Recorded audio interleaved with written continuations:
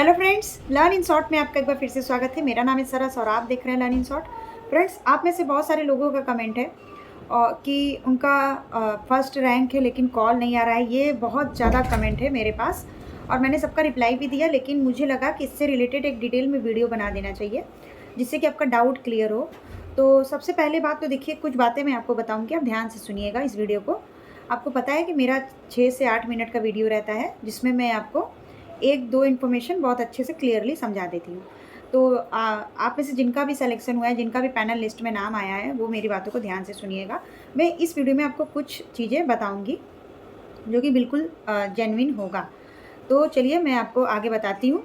तो देखिए, बात ये है यहाँ पे कि आप में से बहुत सारे लोग बोल रहे हैं कि मैम मेरा पैनल लिस्ट में नाम आ गया है और एज़ अ पर्टिकुलर सब्जेक्ट ये मेरा नहीं जॉइनिंग हुआ है, और कई लोगों का हो गया है लेकिन मेरा नहीं हुआ है।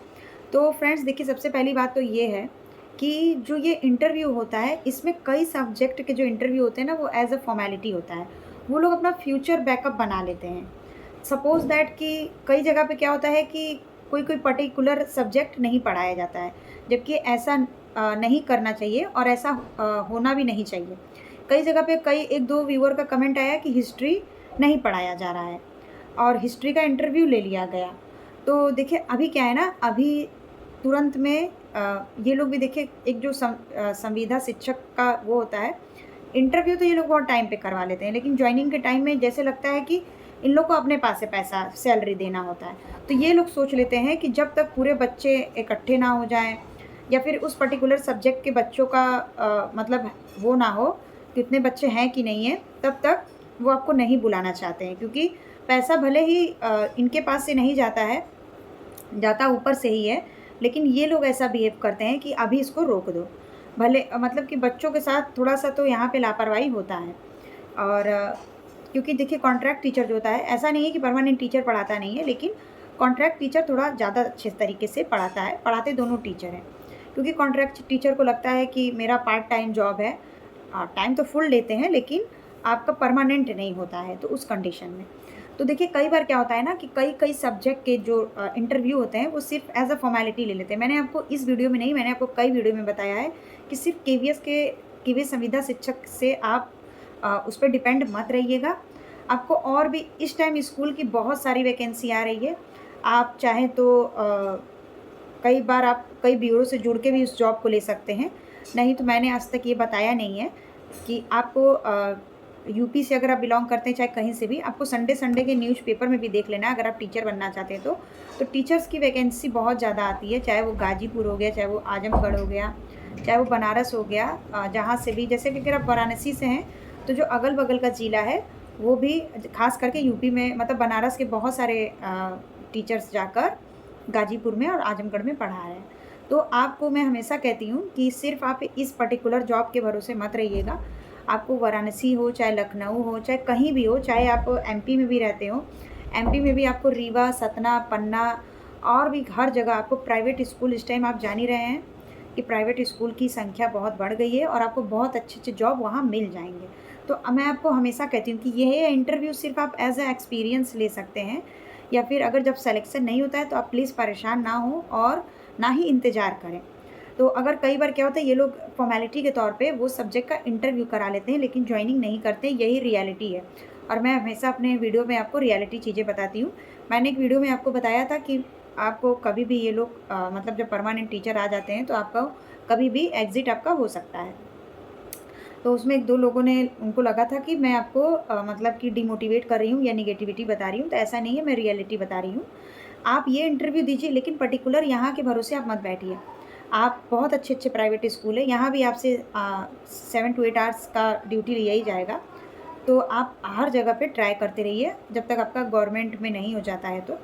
तो आप पर्टिकुलर यहाँ के भरोसे नहीं रहिए, क्योंकि यहाँ पे कई बार ये होता है, ख़ास करके पीजीटी में, कि वो सब्जेक्ट नहीं पढ़ाया जाता है, लेकिन ये लोग as a formality, as a कि हाँ चलो इंटरव्यू हो रहा है तो ले ले, कि कभी भी ज़रूरत पड़े, सपोज दैट उनको ज़रूरत पड़ गया अगस्त में, तो वो आपको कॉल कर दें कि आपका फर्स्ट रैंक, सेकंड रैंक आया था, आप ज्वाइन करना चाहते हैं, तो उस टाइम आप फ्री हो तो चलो कर लें। लेकिन अगर मेरे अकॉर्डिंग अगर आप एक पीजीटी टीचर हैं, तो आप एक अच्छे जगह पे अप्लाई कर सकते हैं। आपको प्राइवेट में भी 30 टू 35 40 के अप्रॉक्स सैलरी मिल सकता है, अगर एक अच्छा स्कूल होगा तो। जब आपने केवीएस का इंटरव्यू निकाला है तो सोचिए कि आप, ऐसा नहीं है कि आप प्राइवेट स्कूल का इंटरव्यू नहीं निकाल सकते हैं। आप प्राइवेट में भी अपना इंटरव्यू निकाल सकते हैं, वहाँ एफर्ट आपको थोड़ा ज़्यादा लगाना पड़ता है।